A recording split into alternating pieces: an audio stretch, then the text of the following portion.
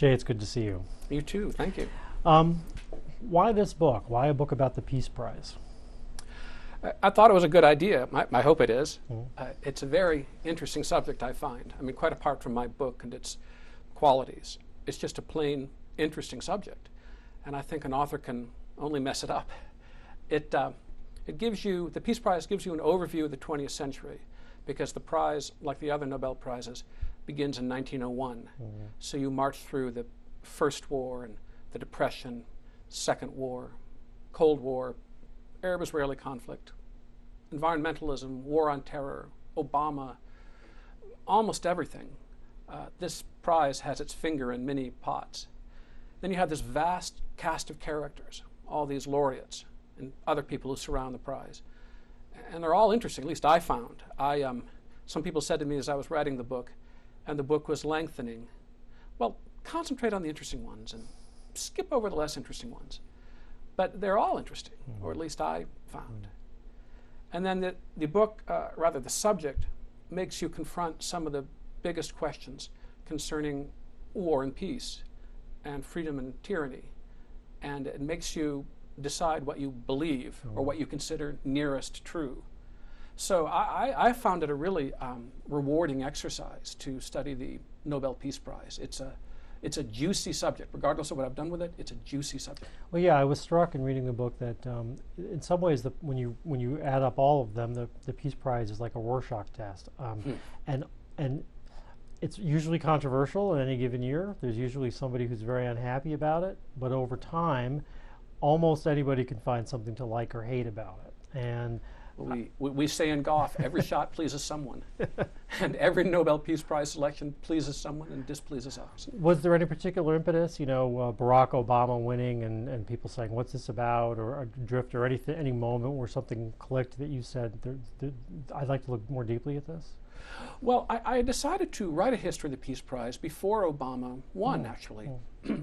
This idea was first suggested to me in 2002 after the prize was announced for Jimmy Carter. And I thought it was a good idea, and I put it on the back burner until 2009 or so, and then I returned to it. So it is true, I have to be reminded that the incumbent president is a Nobel Peace Laureate. Sometimes I forget. I want to talk about some of the recent events and winners, but I think we should start by going back. Can you tell us a little bit about what you learned about Alfred Nobel and what the original vision for the Peace Prize was and how it came to be? I loved getting to know Alfred Nobel. I don't know if you found the same, Matt. I really enjoyed reading about his life and sketching his life in this book. He jumps out as one of those sort of quintessential 19th century figures with a lot of different interests and activities and seemingly bottomless energy and enthusiasm. What a talent. What a talent. He was a brilliant chemical engineer and chemist, probably a genius. These things are tough to gauge. He was a brilliant entrepreneur and manager. He presided over an empire of something like 90 factories and facilities.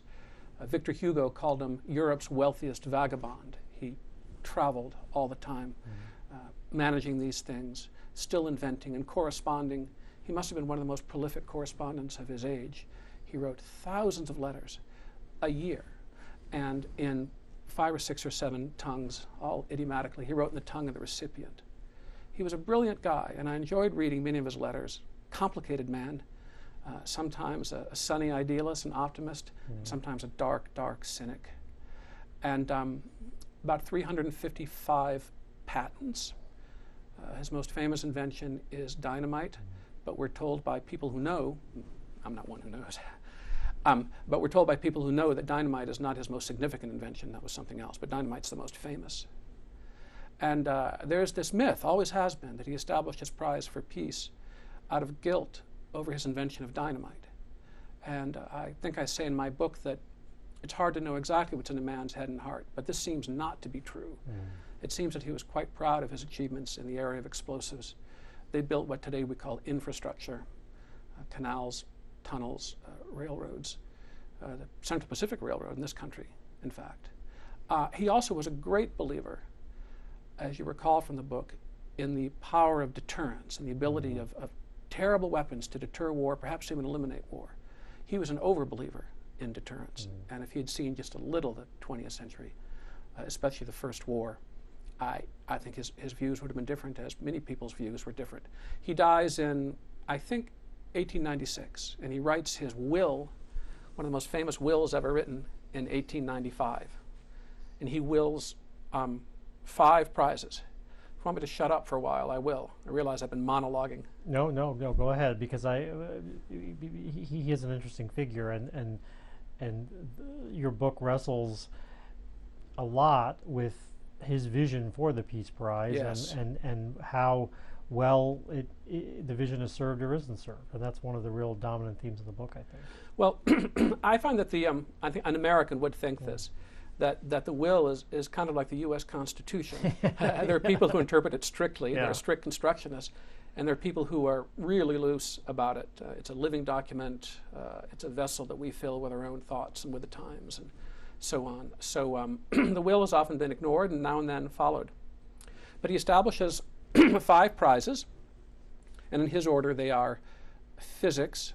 I always thought he should have started with chemistry, his specialty, but he starts with physics, chemistry, physiology or medicine, as he puts it, literature, and peace. And what's missing there is economics. It's not a real Nobel Prize. It's an add-on from the late 1960s. It was established by the Central Bank of Sweden, and its formal name is, I think, something like the Central Bank of Sweden Prize in Economic Science in memory of Alfred Nobel. They don't mind if you and I call it a Nobel Prize. They're happy not to correct us, I think. But formally, it's not a Nobel Prize. It's something else. But in any case, Alfred Nobel established those 5 prizes, and the last for peace. And he wants the prize to be given principally for those who further the cause of fraternity between nations. That's his signal phrase in the will regarding the Peace Prize, fraternity between nations. Also, he wants all of his prizes to be awarded for work done during the preceding year. Right. This was a surprise to me. I always thought the Nobel Prizes were kind of cumulative awards or lifetime achievement awards or golden handshakes at the end of an illustrious career. Well, I think if I didn't do the math, but I think that probably no more than 10 or a dozen of the winners, as you write about them, probably actually fulfills the specific criteria that Nobel laid out. I think you're right. One could easily do a count, and I did not. But I think that's true. Well, pretty quickly, there's one other element I think you should talk about, which is there's a kind of a Norwegian-ness at the heart of the Peace Prize and the time when the Peace Prize was created. So can you talk about that a little bit? There is a very special quality from Norway that I think informs the Peace Prize, all the Nobels really. But yes, well, Alfred Nobel has his 5 prizes, and he gives 4 of them to Sweden, to Swedish bodies to administer. Nobel himself was Swedish. He did most of his growing up in St. Petersburg, very cosmopolitan fellow, but he was Swedish, and at bottom a patriot. Very much a universal man, but also a Swedish patriot. And he gives 4 of the prizes to Sweden, and the 5th one to Norway. He asked the Norwegian Parliament to elect a committee of 5 to administer this Peace Prize. And he doesn't say in his will that the 5 committee members must be Norwegian.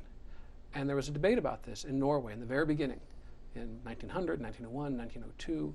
Should we have an all-Norwegian panel or an international panel? Arguments on either side.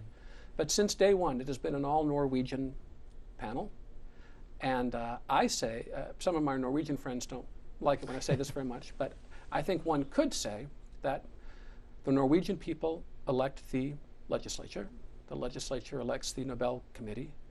Therefore, the Nobel Peace Prize is a reflection of the Norwegian people and their political culture. And how do you describe that culture? How do you think that informs social the democratic prize? mainly, isn't it? They're a very strongly social democratic, collectivist country in which the phrase is social solidarity is very important. They're not Reds, they're not commies. They may be a little pink, certainly by American standards. There is one Reaganite or Thatcherite party in Norway now called the Progress Party. There's kind of a tension, too, that emerges between Norway is a small country, and it was allied with, as you said, Sweden for a long time. In union with Sweden, union, actually, until 1905. Yeah. So what also comes across as a funny kind of there's a funny cosmopolitan aspect to Norway as a small country, and at the same time, a kind of parochialism.